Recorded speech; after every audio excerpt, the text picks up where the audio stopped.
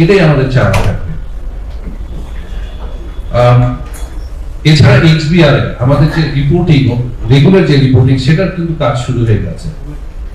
XBR submission, আইনগত কার্যক্রম, বর্তমান কমিশনের মেয়াদকালে সিকিউরিটিজ আইন লঙ্ঘনের কারণে বিভিন্ন ব্যক্তি এবং প্রতিষ্ঠানের বিরুদ্ধে মোট আরোপিত 133,55,55,00,000 টাকা আদায় নিমিত্তে কমিশন কর্তৃক জেনারেল সার্টিফিকেট আদালতে মামলা দায়ের করা হয়েছে।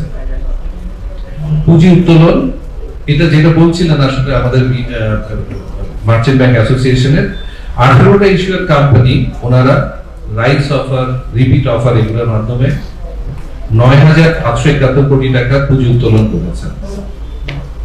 আর 22টি কোম্পানি সাধারণ শেয়ার, অগ্রাধিকার শেয়ার এগুলোর মাধ্যমে 3,170 কোটি টাকা পুঁজি উত্তোলন করেছেন। একেবারে জিরো না, তবে একেবারে খুব যে বড় সেটা না, একটা মোটামুটি আছে। লাস্ট আমি যে পয়েন্টটা আসলে আমি বলবো যে লুকিং ব্যাক, সেটা হচ্ছে আপনারা জানেন, যারা সাংবাদিক ভাইরা আছেন, যে আমাদের প্রতি মঙ্গলবারে আমাদের কমিশন মিটিং হয়, কমিশনের অফিসিয়াল সভা হয়। তো গত 18 মাসে যদি আমরা বছরে 52টা ধরি এবং 1.5 বছরে 77টা সভা হওয়ার কথা, ছুটি বাদ দিলে আসলে 60টা থাকে, 60+। আমাদের গত 18 মাসে 84টা সভা হয়েছে। এই 84টা সভাতে আমাদের 1597 এজেন্ডা ছিল।